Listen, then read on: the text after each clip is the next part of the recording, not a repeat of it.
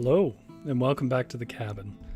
My name is Rory, and I'm a writer here at the Varietal Literature, which is a group of Vancouver writers, kind of a writer's commune, where we do things related to stories. And tonight what we're going to do is we're going to read old stories. This is Fireside Fairytales, where I read folk tales and mythology and stories that, that I find interesting, and I hope you do too. So tonight we're talking about a collection of Irish folk tales and folklore. I think the original title was Irish Folk Tales and Fairy Tales of the Irish Peasantry or something like that, from W.B. Yeats, who is a very famous Irish poet from the turn of the century. Oh, hello, Scorn. We haven't seen you here for a while. If you are watching this live, you can watch along in our add comments and so on in our chat. I'll respond. Otherwise, if you just want to lurk and watch, that's fine too. And I see GS says there's an echo in here. Well, we're coming into fall. Summer has always been slow, but we'll see if people are more prone to cozy up to a fire. Now, before I get going on today's topic, W.B. Yeats, I want to talk about what should be happening next week, unless we have technical issues. It's not going to be me telling the story next week. Next week is going to be a fellow named Joseph Anoti, who is a Cree writer, who's a friend of mine from TWS, from central Canada. And he is going to tell us a few different types of stories, but stories from his own Cree tradition. He's going to tell us a bit of a story he knows about, probably, I'm not going to promise yet, but probably about the Wendigo and their origins. He's also going to likely tell one of his own stories. And if you haven't heard me talk about Joseph Anoti before, Joseph Anoti was a CBC short list, which is actually a pretty, I know writer prizes are so obscure, but it's a pretty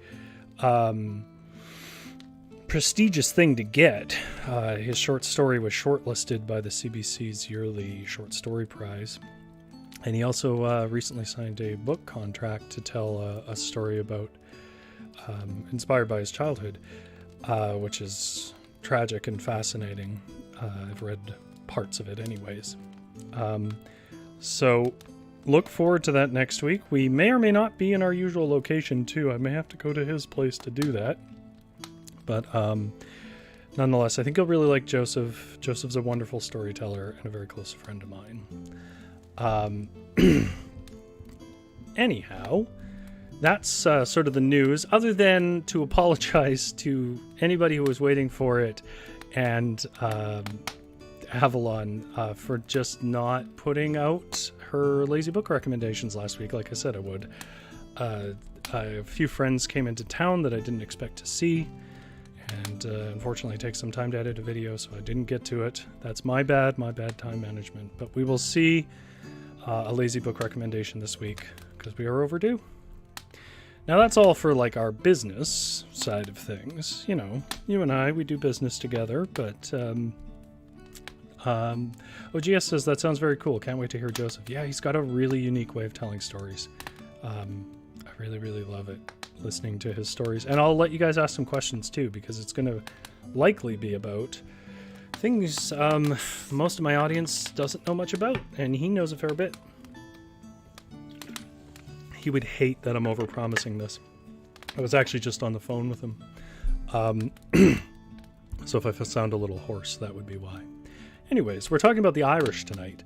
We're talking about W.B. Yeats' collection of Irish folklore, which is, I actually have the physical book of. It's a little beaten up. We do not remember how this came into this house. I'm convinced that it probably came from my partner, maybe in school, but she says that I brought it in, which is very possible because, like many writers, I buy more books than I'll ever read. But that's what we're reading tonight. We're going to read some selections from that. But in case you don't know who W.B. Yeats is, I'm going to read you his most famous poem. And I'm not doing this because I think I'm great at reading poetry, but just because that's a name you may have heard of, but you can't really put anything to it. So he's not the writer of these stories exactly. He's the collector, and then I guess ultimately sort of the writer. But so you know who he is, I'm going to read you arguably his most famous poem, The Lake Isle of Innisfree.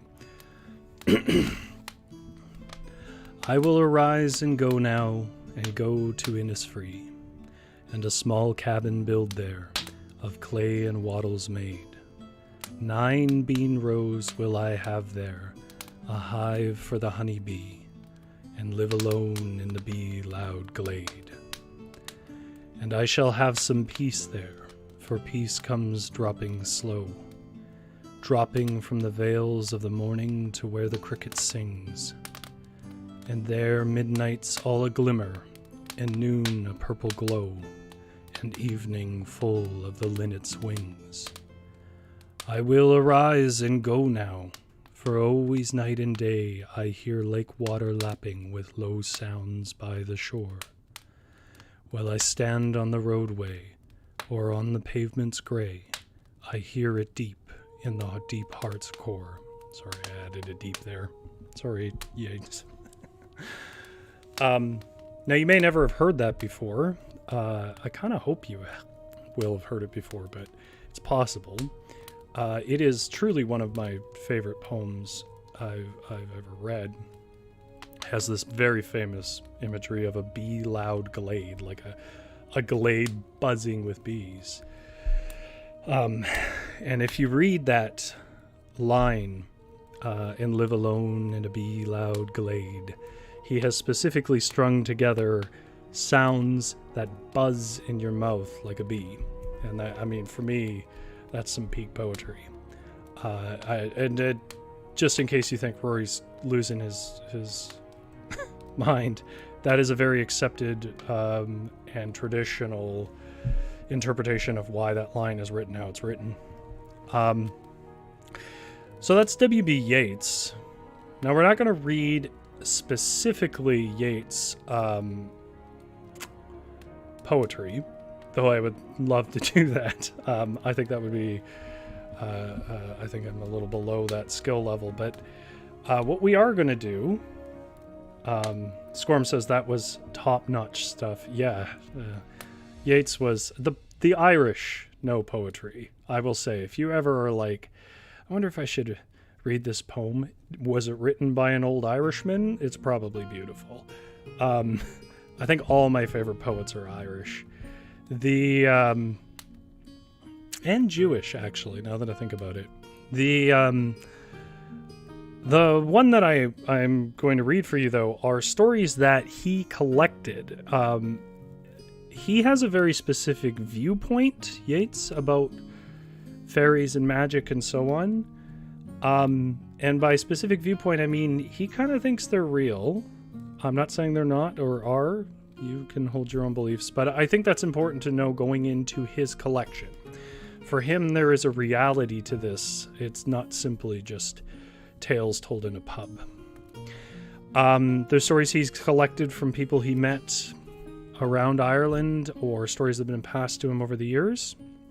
And I think you'll also notice that that has a different feel in the storytelling. But that's enough of me blabbing about writing. I think it's probably about time that I simply read it. If we have enough time, we should read 3 stories. But as usual, it's always a guess how long this will take.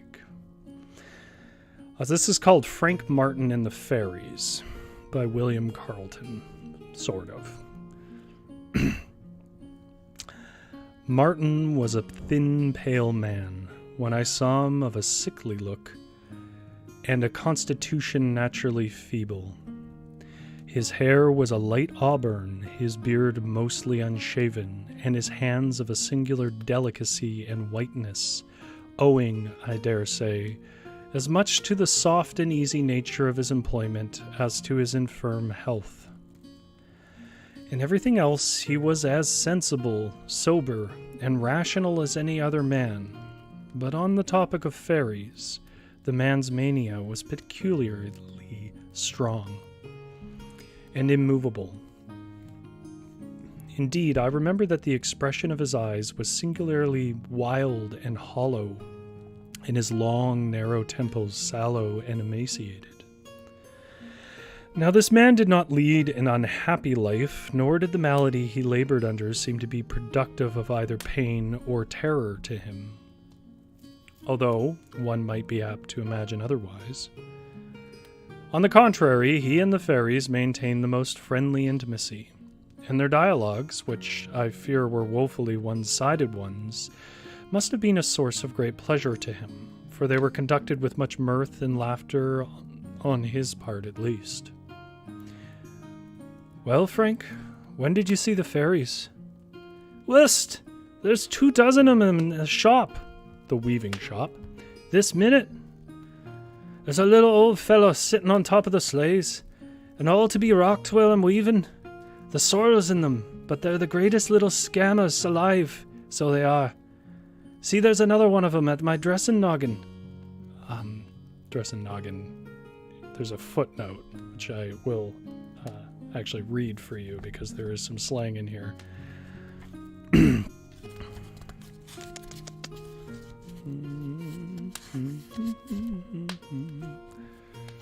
Sorry, as I picked up the book, my bookmark fell out. So the footnote for this is the dressings are a species of sizzy flummery, which is brushed into the yarn to keep the thread round and even and to prevent it from being frayed by the friction of the reed. I don't know how important that is, but Yeats felt like it was.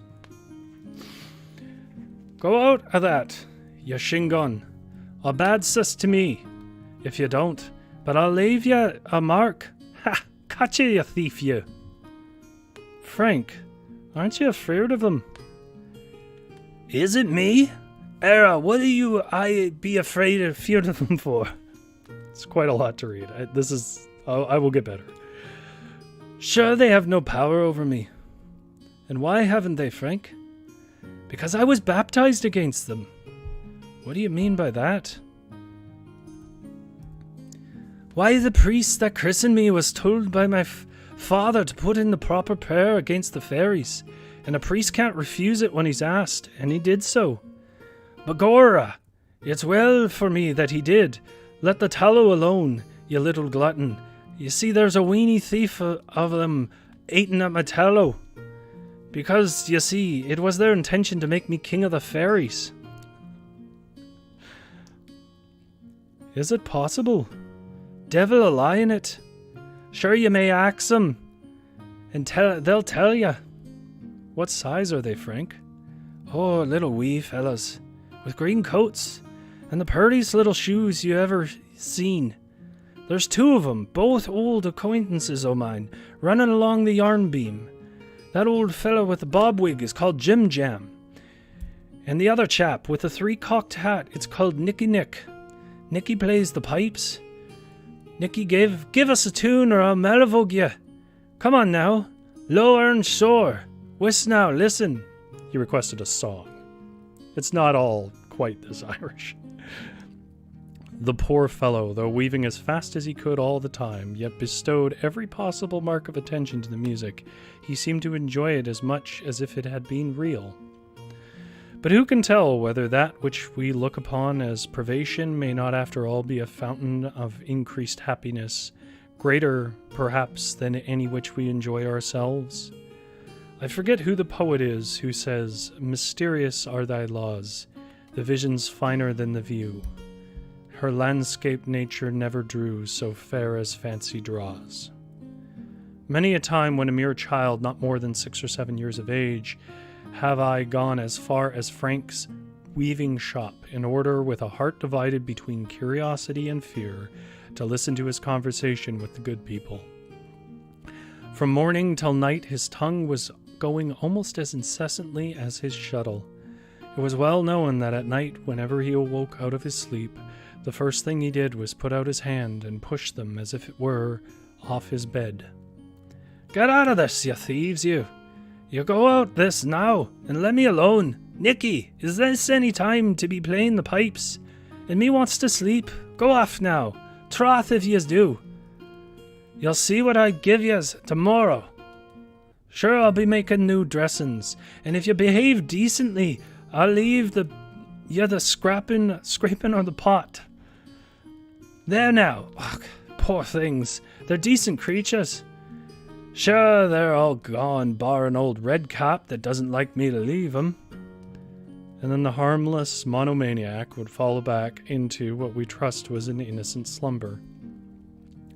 About this time, there was said to have occurred a very remarkable circumstance, which gave poor Frank a vast deal of importance among the neighbors.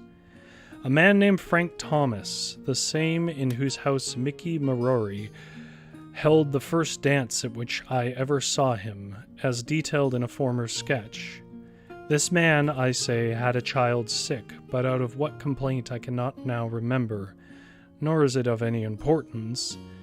One of the gables of Thomas's house was built against, or rather into, a forth or rath, called Townie, or properly Tonne Forth. By the way, I apologize for the Gaelic pronunciations, if that is indeed Gaelic. It was said to be haunted by the fairies. What gave it character peculiarly wild in my eyes was that there were on the southern side of it 2 or 3 little mounds, which were said to be the graves of unchristened children, over which it was considered dangerous and unlucky to pass. At all events, the season was midsummer, and one evening about dusk, during the illness of the child, the noise of a handsaw was heard upon the Forth. This was considered rather strange, and after a little time, a few of those who were assembled at Frank Thomas's event went to see who it could be that was sawing in such a place, or what they could be sawing at so late an hour, for everyone knew that nobody in the whole country about them would dare to cut down the few white thorns that grew upon the Forth. On going to examine, however, judge of their surprise, when after a surrounding and searching the whole place they could discover no trace of either saw or sawyer. In fact, the exception of themselves, there was no one, either natural or supernatural, visible. They then returned to the house, and had scarcely sat down when it was heard again within 10 yards of them. Another examination of the premises took place, but with equal success. Now, however, while standing on the Forth, they heard the sawing in a little hollow about 150 yards below them, which was completely exposed to their view, but they could see nobody. A party of them immediately went down to ascertain, if possible, what this singular noise and invisible labor could mean. But on arriving at the spot, they heard the sawing, to which were now added hammering, and the driving of nails upon the Forth above. Whilst those who stood on the Forth continued to hear it in the hollow, on comparing notes, they resolved to send down to Billy Nelson's for Frank Martin, a distance of only about 80 or 90 yards. He was soon on the spot, and without a moment's hesitation, solved the enigma. "'Tis the fairies," said he. "I see them. Busy crathers they are."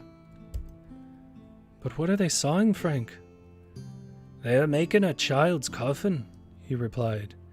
"They have the body already made, and now they're nailing the lid together." That night, the child died, and the story goes that on the second evening afterwards, the carpenter who was called upon to make the coffin brought a table out from Thomas's house to the Forth as a temporary bench. And it is said that the sawing and hammering necessary for the completion of his task were precisely the same which had been heard the evening but one before, neither more nor less. I remember the death of the child myself and the making of its coffin, but I think the story of the supernatural carpenter was not heard in the village for some months after its interment. Frank had every appearance of a hypochondriac about him. At the time I saw him, he might have been about 34 years of age.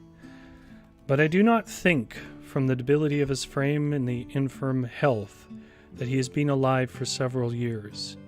He was an object of considerable interest and curiosity, and often have I been present when he was pointed out to strangers as the man who could see the good people. And that's our first story.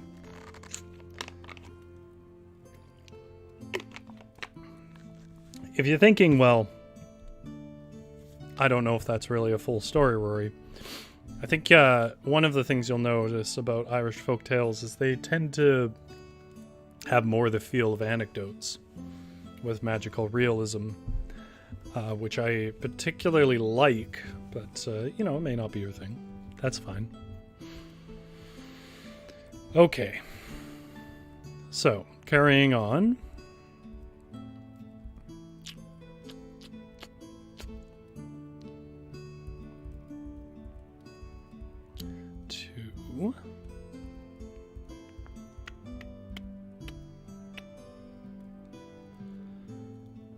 Pretty sure this was the one I was looking at. No. Is this it? Sorry, the organization of ebooks is can leave some desire. Just a moment. We've got to go a little ways in the book, so it's probably better to go to the contents.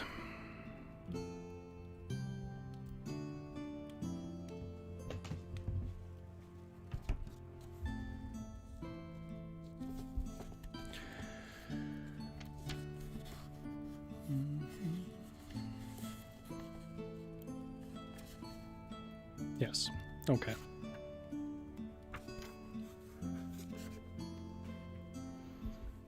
Sorry for the drop in action. We are back at it.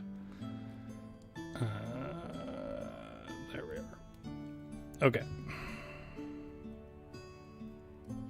Now I'm going to read you Yeats' note at the beginning of this story.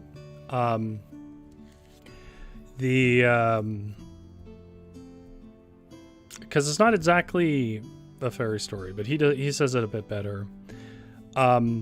Tig Okan, I think is how you would pronounce that, or Okane, and the Corpse.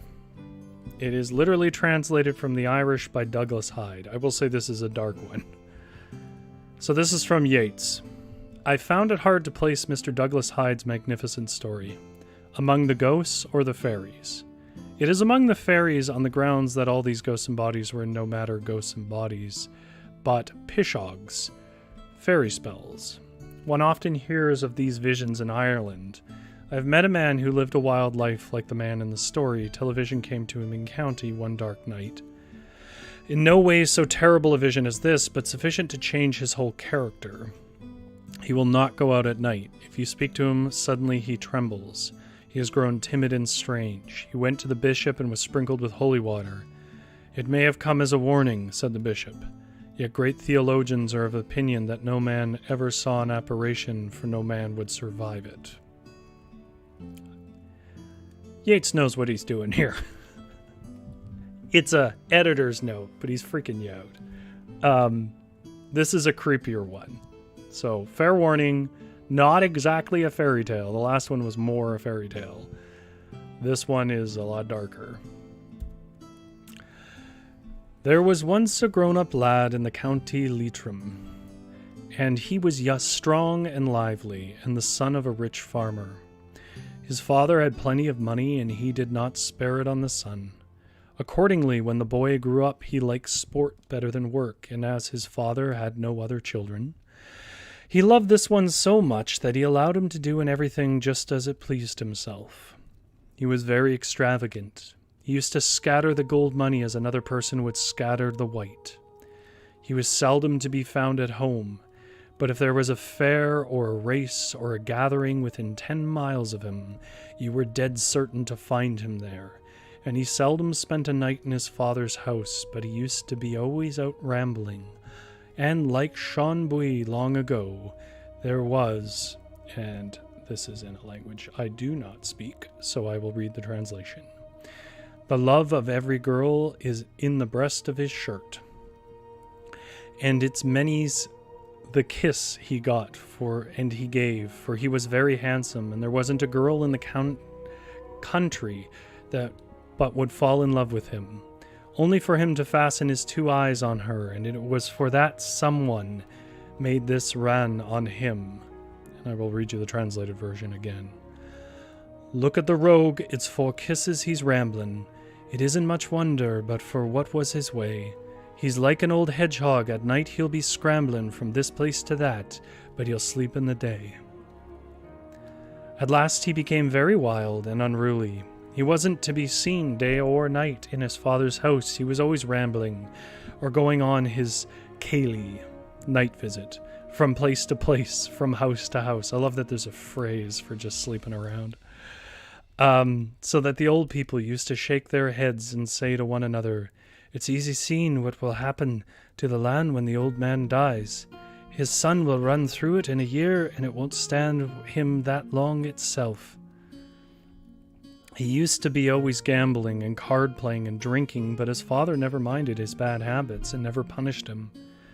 But it happened one day that the old man was told that the son had ruined the character of a girl in the neighborhood, and he was greatly angry, and he called the son to him and said to him, quietly and sensibly, "Avec," says he, "you know I loved you greatly up to this, and I never stopped you from doing your choice thing, whatever it was.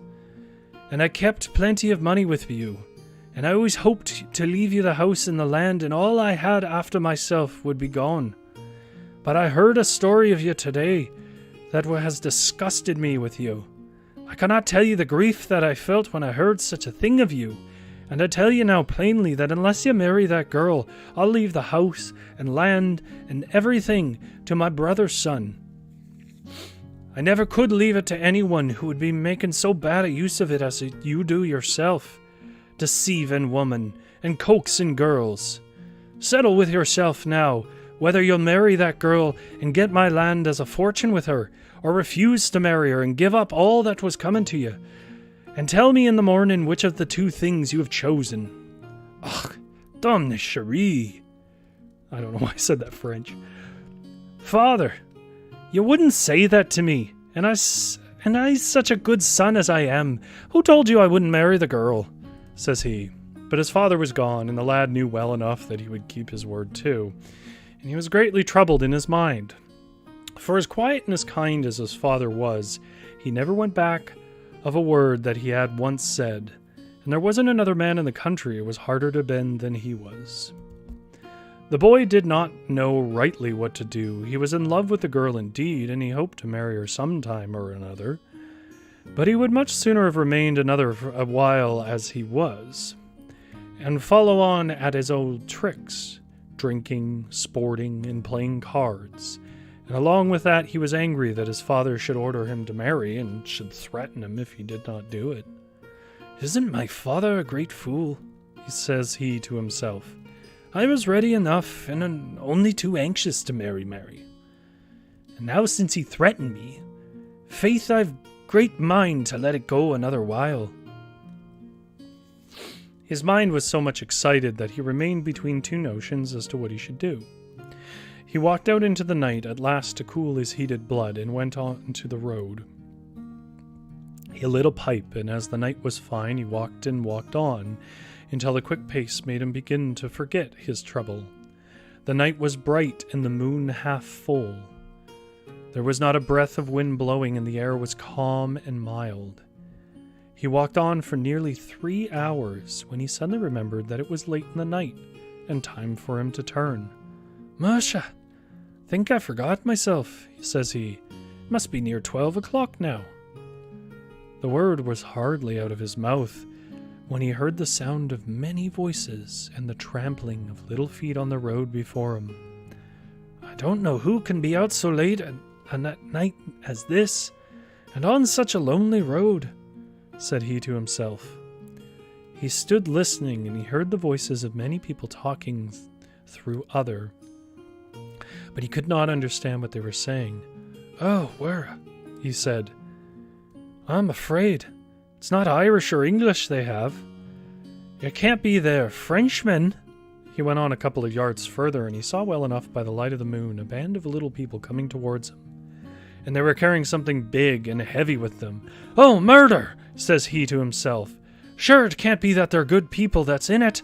Every rib of hair that was on his head stood up, and there fell a shaking on his bones, for he saw that they were coming to him fast. He looked at them again and perceived that there were about 20 little men in it, and there was not a man at all of them higher than about 3 feet, 3.5 feet, and some of them were gray and seemed very old. He He looked again, but he could not make out what was the heavy thing they were carrying until they came up to him. Then they all stood round him, and they threw the heavy thing down on the road, and he saw on the spot that it was a dead body. He became as cold as the death, and there was not a drop of blood running in his veins when an old little grey maneen came up to him and said, "Isn't it lucky that we met you, Teague O'Kane?" Poor Teague. He could not bring out a word at all, nor open his lips, if he were to get the world for it, and so he gave no answer. "Teague O'Kane," said the little grey man again, "isn't it timely you met us?" Teague could not answer him. "Teague O'Kane," says he the third time, "isn't it lucky and timely that we met you?" Scorm says, "Gasp, Frenchman." Yeah, I feel like that was maybe intended. But Teague remained silent, for he was afraid to return an answer, and his tongue was as if it was tied to the roof of his mouth. The little grey man turned to his companions, and there was joy in his bright little eye. "And now," says he, "Teague O'Kane hasn't said a word. We can do with him what he please. Teague, says he, you're living a bad life, and we can make a slave of you now, and you cannot withstand us, for there's no use in trying to go against us. Lift that corpse." Teague was so frightened that he was only able to utter the words, "I won't." For as frightened as he was obstinate and stiff, the same as ever. "Teague O'Kane won't lift the corpse," said the little maneen, with a wicked little laugh, for all the world like the breaking of a lock of dry kippines, and with a little harsh voice like the striking of a cracked bell. "Teague O'Kane won't lift the corpse. Make him lift it." Before the word was out of his mouth, they'd all gathered round poor Teague, and they all talking and laughing through other. Teague tried to run from them, but they followed him, and a man of them stretched out his foot before him as he ran, so that Teague was thrown in a heap on the road. And then before he could rise up, the fairies caught him, and some by the hand, and some by the feet, and they held him tight in a way he could not stir, with his face against the ground. 6 or 7 of them raised the body, then pulled it over him and left it down on his back. The breast of the corpse was squeezed against Teague's back and shoulders, and the arms of the corpse were thrown around Teague's neck. Then they stood back from a couple of yards and let him get up. He rose, foaming at the mouth and cursing. He shook himself, thinking to throw the corpse off his back, but his fear and his wonder were great when he found that the 2 arms had a tight hold round his own neck, and that the 2 legs were squeezing his hips firmly, and that however strongly he tried, he could not throw it off, any more than a horse can throw off its saddle. He was terribly frightened then, and he thought he was lost. "I'm going forever," said he to himself. "It's the bad life I'm leading that has given the good people this power over me. I promised to God and Mary and Peter and Paul, Patrick and Bridget that I'll mend my ways for as long as I have to live. If I come out clear out of this danger, I'll marry the girl." The little grey man came up to him again, and said he to him, "Now, Teague," says he, "you didn't lift the body when I told you to lift it. See how you were made to lift it. Perhaps when I tell you to bury it, you won't bury it until you're made to bury it." "Anything at all I can do for your honor," said Teague, "I'll do it." For he was getting sense already, and if it had not been for the great fear that was on him, he never would have let that civil word slip out of his mouth. The little man laughed a sort of laugh. "You're getting quiet now, Teague," says he. "I'll go bail, but you'll be quiet enough before I'm done with you. Listen to me now, Teague O'Kane. If you don't obey me in all I'm telling you to do, you'll repent it." You must carry with you this corpse that is on your back, O Timpul Demis, and you must bring it into the church with you and make a grave for it in the very middle of the church. And you must raise up the flags and put them down again the very same way. And you must carry the clay out of the church and leave the place as it was when you came in, so that no one could know that there had been anything changed. But that's not all. Maybe that the body won't be allowed to be buried in that church. Perhaps some other man has the bed, and if so, it's likely he won't share it with this one. If you don't get leave to bury it in Temple Demis, you must carry it to Carrickfad Vicoris and bury it in the churchyard there.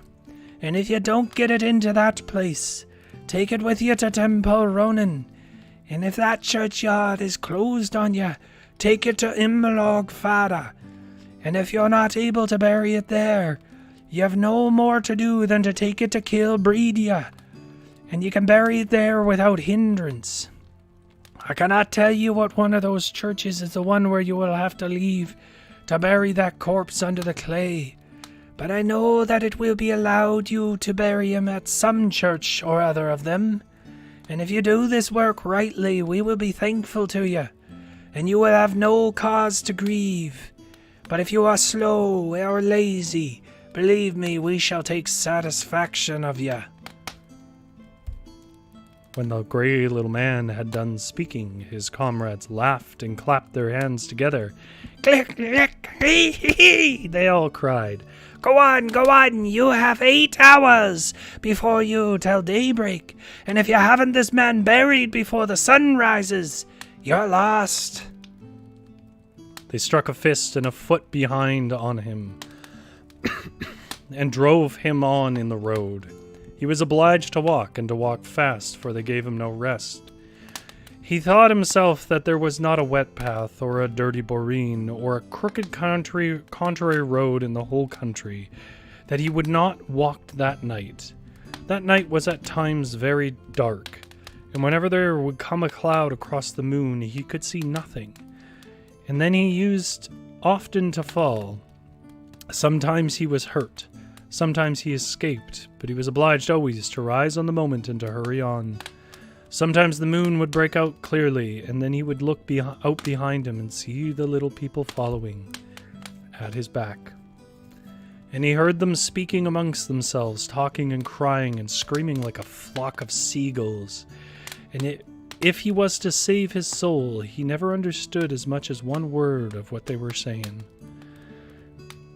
He did not know how far he had walked when at last one of them cried out to him, "Stop here!" He stood, and they all gathered round him. "Do you see those withered trees over there?" says the old boy to him again.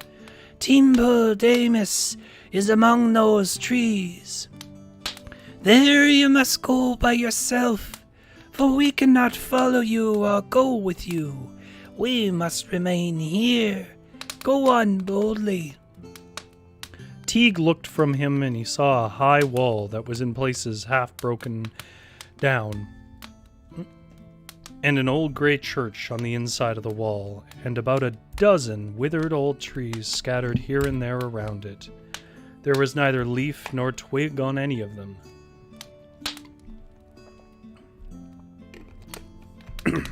Pardon me.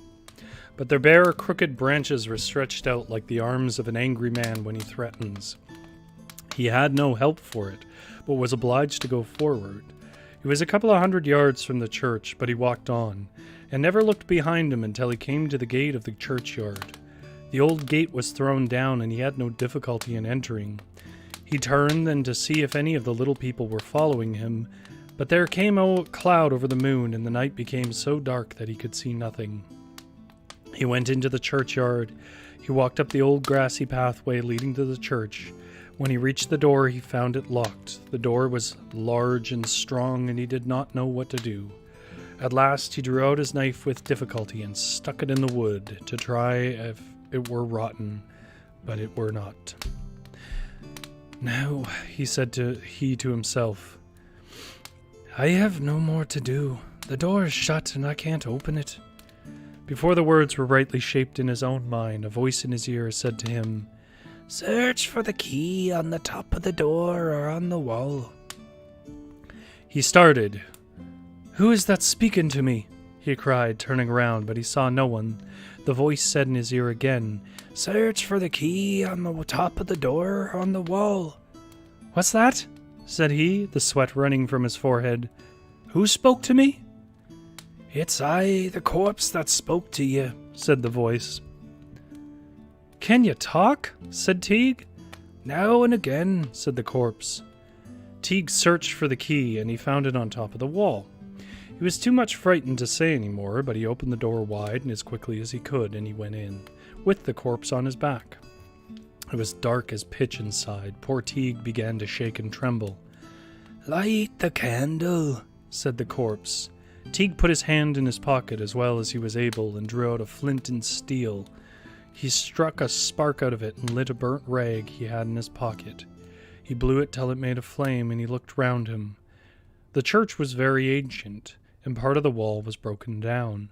The windows were blown in or cracked, and the timber of the seats was rotten. There were 6 or 7 old iron candlesticks left there still.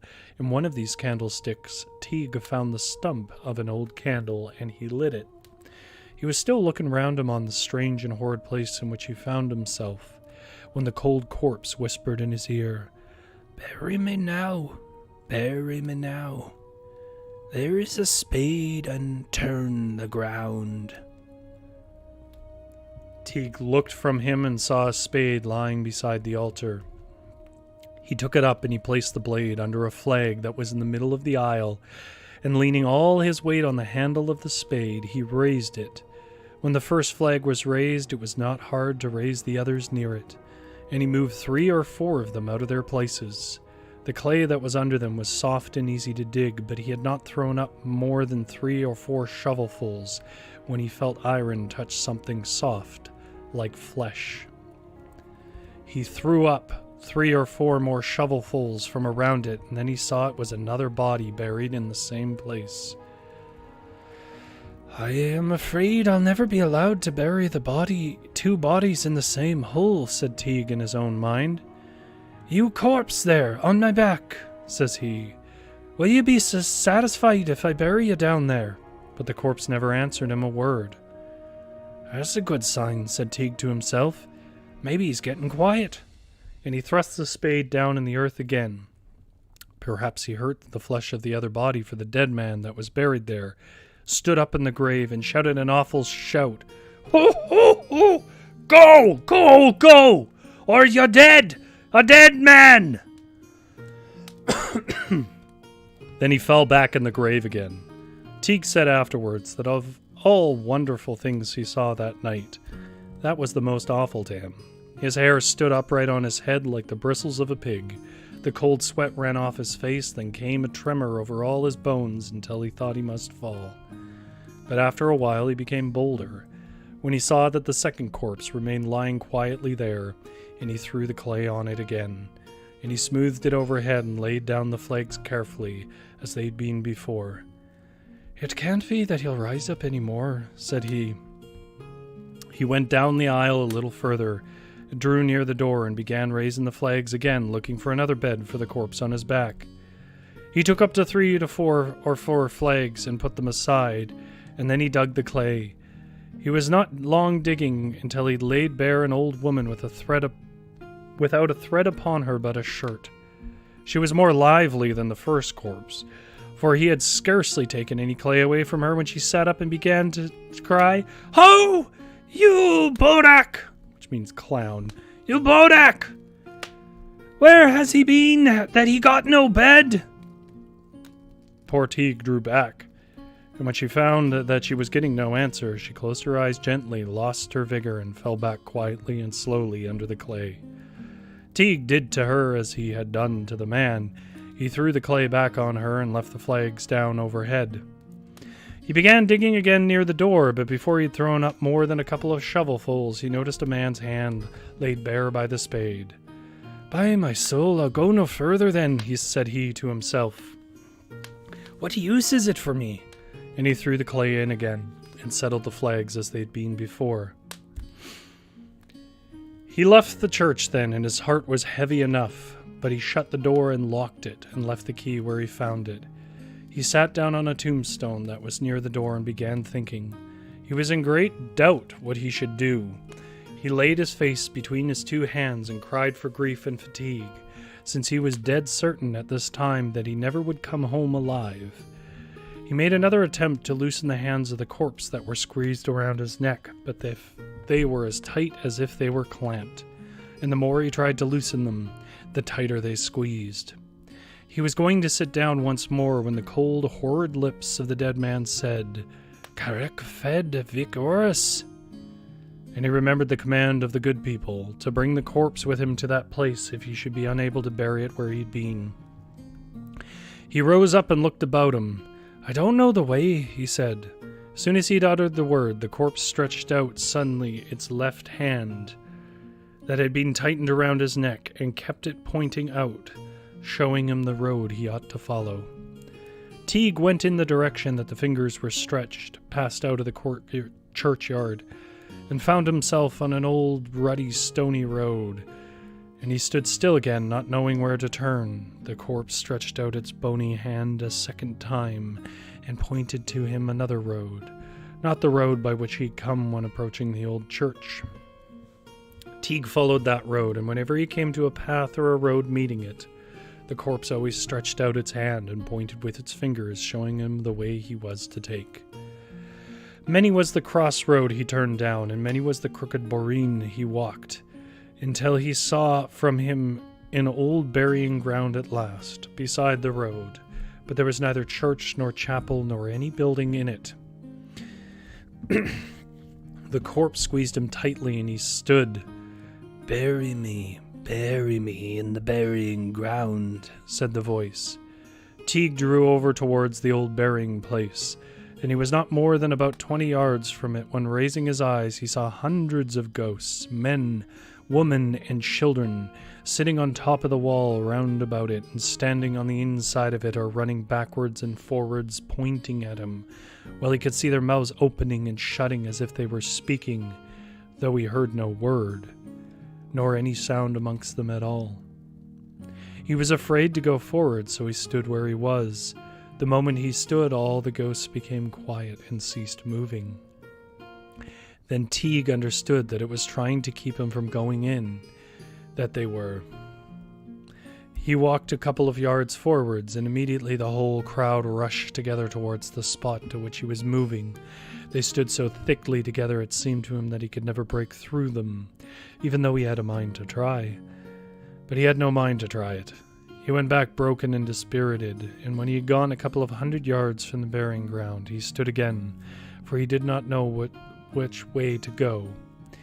He heard the voice of the corpse in his ears, saying, "Timpol Ronan," and the skinny hand was stretched out again, pointing him out on the road. As tired as he was, he had to walk. The road was neither short nor even. The night was darker than ever, and it was difficult to make his way. Many was the toss he got, and many a bruise they left on his body. At last he saw Timpol Ronan from him in the distance, standing in the middle of the burying ground. He moved over towards him and thought he was all right and safe when he saw no ghosts nor anything else on the wall. And he thought he would never be hindered now from leaving his load off him at last. He moved over to the gate, but as he was passing in, he tripped on the threshold. Before he could recover himself, something that he could not see seized him by the neck, by the hands, by the feet, and bruised him, and shook him, and choked him until he was nearly dead. And at last he was lifted up, carried more than 100 yards from that place, then thrown down in an old dike with the corpse still clinging to him. He rose up bruised and sore, but feared to go near the place again, for he'd seen nothing the time he was thrown down and carried away. You corpse, up on my back," said he. "Shall I go over again to the churchyard?" But the corpse never answered him. "That's a sign you don't wish me to try again," said Teague. He was now in great doubt as to what to do when the corpse spoke in his ear. Imlog fada. "Oh, murder," said Teague. "Must I bring you there? If you keep me long walking like this, I'll tell you I'll fall under you." He went on, however, in the direction the corpse pointed out to him, and he could not have told himself how long he'd been going, when the dead man suddenly squeezed him and said, "There." Teague looked from him, and he saw a little low wall that was so broken down in places that it was no wall at all. It was in a great wide field and in from the road, and only for 3 or 4 great stones in the corner that were more like rocks than stones. There was nothing to show there was either graveyard or burying ground there. "Is this Imluk Fada? Shall I bury you here?" said Teague. "Yes," said the voice. "But I see no grave or gravestone, only this pile of stones." The corpse did not answer, but stretched out its long, fleshless hand to show Teague the direction in which he was to go. Teague went on accordingly, but he was greatly terrified, for he remembered what had happened to him at the last place. He went on with his heart in his mouth, as he said himself afterwards. But when he came within 15 or 20 yards of the little low square wall, there broke out a flash of lightning, bright yellow or red, with blue streaks in it, and went around about the wall in one course, and swept by as fast as the swallow in the clouds. And the longer Teague remained looking at it, the faster it went, till at last it became like a bright ring of flame round the old graveyard, which no one could pass without being burnt by it. Teague never saw from the time he was born, and never saw afterwards, so wonderful or so splendid a sight as that was. Round went the flame, white and yellow and blue sparks leaping out from it as it went. And though at first it had been no more than a thin, narrow line, it increased slowly until it was at last a great broad brand, and it was continually getting broader and higher and throwing out more brilliant sparks, till there was never a color on the ridge of earth that it was not to be seen in that fire, and the lightning never shone or never flamed that was so shining and so bright as that. Teague was amazed. He was half dead with fatigue, and he had no courage left to approach the wall. There fell a mist over his eyes, and there came a suron in his head, and he was obliged to sit down upon a great stone to recover himself. He could see nothing but the light, but he could hear nothing but the whir of it round the paddock faster than a flash of lightning.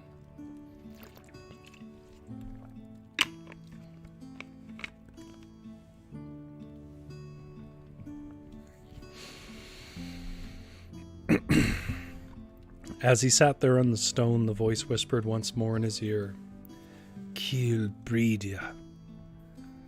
And the dead man squeezed him so tightly that he cried out. He rose again, sick, tired, and trembling, and went forward as he was directed.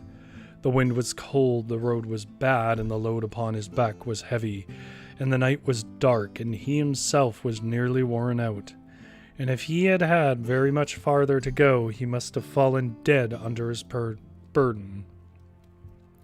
At last the corpse stretched out its hand and said to him, "Bury me there." "This is the last burying place," said Teague in his own mind, "and the little grey man said I'd be allowed to bury him in some of them.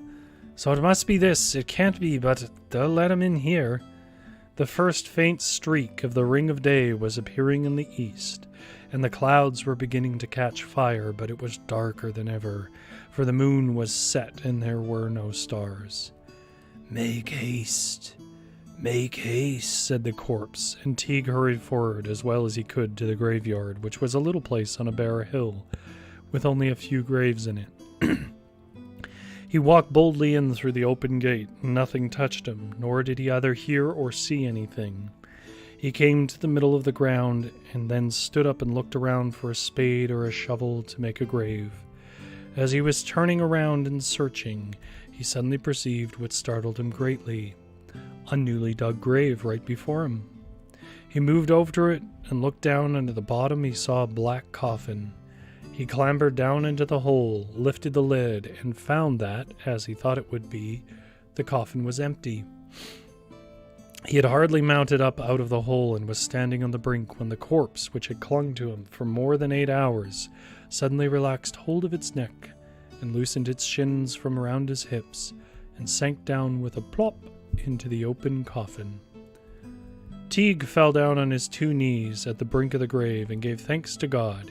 He made no delay then, but pressed down the coffin lid in its place and threw in the clay over it with his 2 hands. And when the grave was filled up, he stamped and leaped on it with his 2 feet until it was firm and hard, and then he left the place. The sun was fast rising as he finished his work, and the first thing he did was to return to the road and look out for a house to rest himself in. He found an inn at last, and lay down upon a bed there and slept till night. Then he rose up and ate a little, and fell asleep again till morning. When he awoke in the morning, he hired a horse and rode home. He was more than 26 miles from home where he was, and he'd come all that way with a dead body on his back in one night. All the people at his home thought he must have left the country, and they rejoiced greatly when they saw him come back.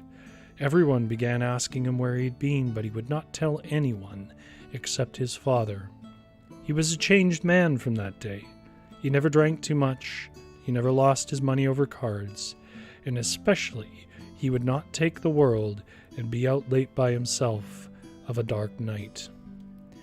He was not a fortnight at home until he married Mary, the girl he had been in love with, and it's at their wedding the sport was. He was the happy man from that day forward, and it's all I wish that we may be as happy as he was. And there you go. That's the story of Teague and the corpse.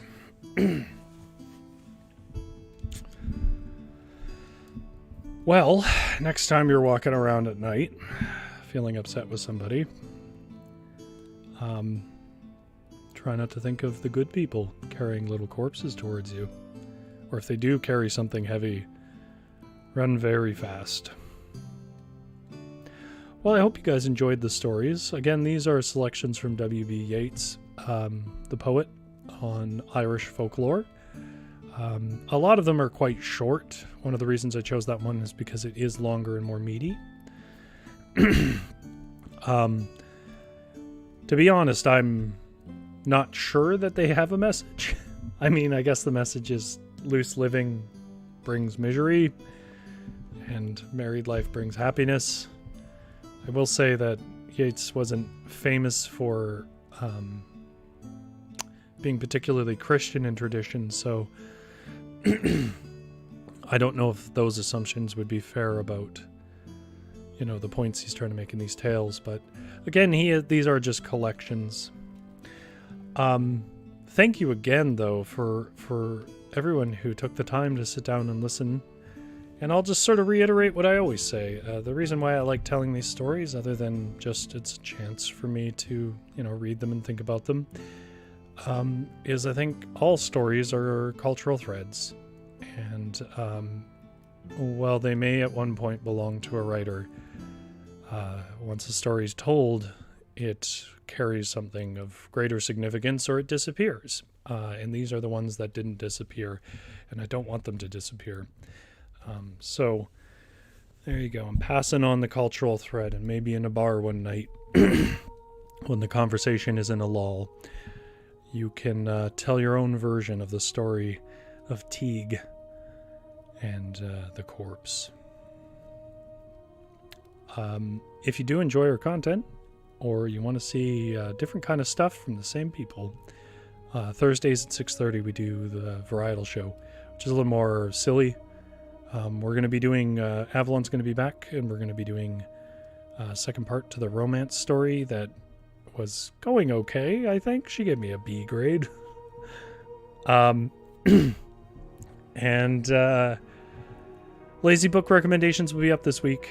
And remember, next week, Tuesday, 6:30, should be Joseph Anodi telling traditional tales of, First Nations, but specifically from his tradition of Cree. as I understand it. So you don't want to miss that either.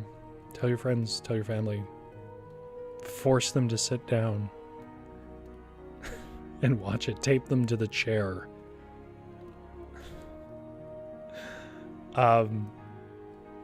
Anyways, if you are either just tuning in or you do enjoy this, the telling of stories, the little fire from me, we have a whole playlist of them on our YouTube channel. Make sure you subscribe if you want to know when new ones go up. And if you just happen to like this one video about Irish folk, please let me know if you do, and I'll read more from the book. It's a thick book. And give the video a like. That also tells me what people are liking and what people want me to do more of. Just Fleece It Out says, thank you, Rory. GS says, drapes a corpse on them. Corpse jewelry. I think that'd be a cool thing to sketch for my visual artists out there. Him walking along in the old Irish hills to a ruined graveyard with a corpse on his back. Well, if you aren't watching this live, leave me a comment about things that you've liked about the show and you'd like to see more of down below. And other than that, thanks for coming by the cabin, and I hope you all get a wonderful sleep. Thank you again to everybody who participated in chat and everybody who lurks in the quiet corners of the internet. I see you as a viewer and not in the chat, and that's fine. I'm just here to tell stories. It's been wonderful to have you. Get a good sleep.